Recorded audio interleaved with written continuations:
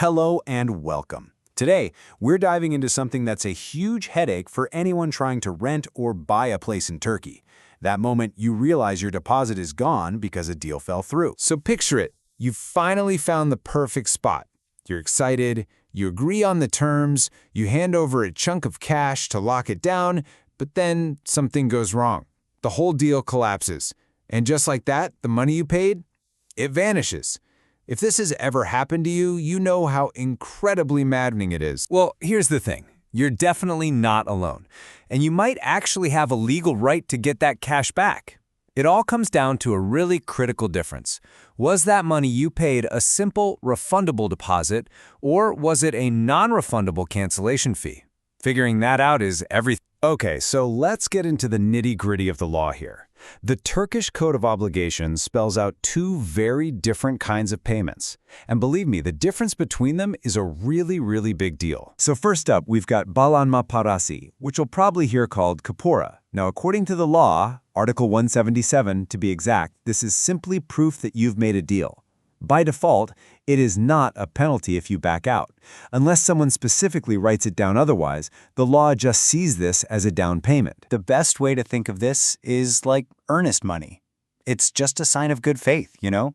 The whole point is for that amount to either be taken off the final price or, if the deal goes sideways for some reason, for it to come right back to you. That's the legal starting point. But then you have kayma parası. This is a totally different animal. Article 178 defines this as a pre-agreed penalty. This is money you explicitly agree to pay in exchange for the right to walk away from the contract. You're basically paying for the option to cancel. All right, this chart really makes it clear. A kapara is just proof of a deal. A kayma parası is you buying the right to cancel. And this is so important. The law automatically assumes any payment is a kapara, unless a contract spells out that it's a kayma parası. So if you cancel, a kapara should be returned, but a kayma parası is gone. Oh, and check this out. The seller has skin in the game too. If they cancel, they have to give you back double the kayma parası. So that's what the law says. But how does this all work in the real world? You know, when people actually end up in court? Let's take a look at what the Turkish Supreme Court, the Yargıtay, has to say. This right here is the single most important thing you need to remember. The courts have said it over and over again. The burden of proof is on the person trying to keep your money. The seller or the landlord has to prove with actual evidence that you agreed that payment was a non-refundable kayma parası. If they can't prove it, the court says it's just a kapora and it has to be returned. And the court is absolutely crystal clear here. It doesn't matter if you're the one who walks away from the deal. If that written agreement doesn't specifically call the payment a kayma parası, then it's a refundable deposit, period. Why you canceled is less important than what the contract actually says. And the courts are tough on what counts as proof. In this one ruling, the court said that even writing cancellation fee in the little note on a bank transfer isn't good enough by itself.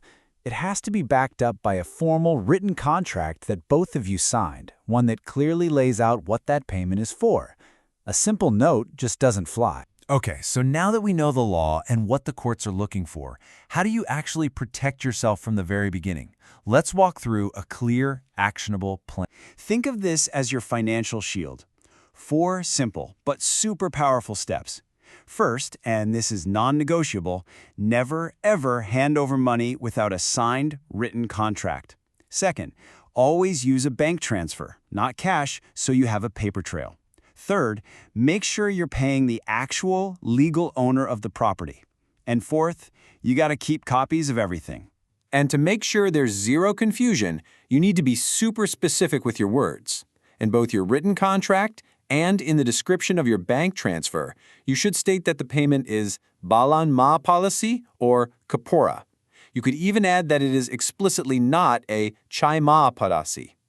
Always include the property's address and a line saying the amount will be taken off the final price. So how long do you need to hang on to all this paperwork?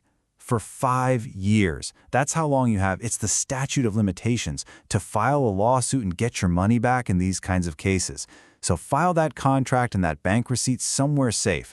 You've got a 5-year window to take action if you need to. All of this really brings us to one golden rule. Document everything. Words just aren't paper. There's this story from Marden that shows it perfectly. A real estate agent told a buyer, "Don't worry, the kitchen cabinets will be installed." But later, the developer said, "Nope, it wasn't in the written contract." It's the classic reason why a handshake just isn't enough. So please remember this. Verbal promises mean absolutely nothing in a dispute. If it's not written down and signed, it's just talk. Courts look at paper, at evidence. A promise about kitchen cabinets or a promise to give back your deposit. It's all completely worthless if you can't prove it in writing. And that leaves us with a final question for you to think about. The next time you're getting ready to send over a big chunk of your savings based on a conversation and a handshake, just ask yourself, is this agreement really strong enough to protect my money? After everything we've looked at today, the answer is almost definitely no. Thanks for watching.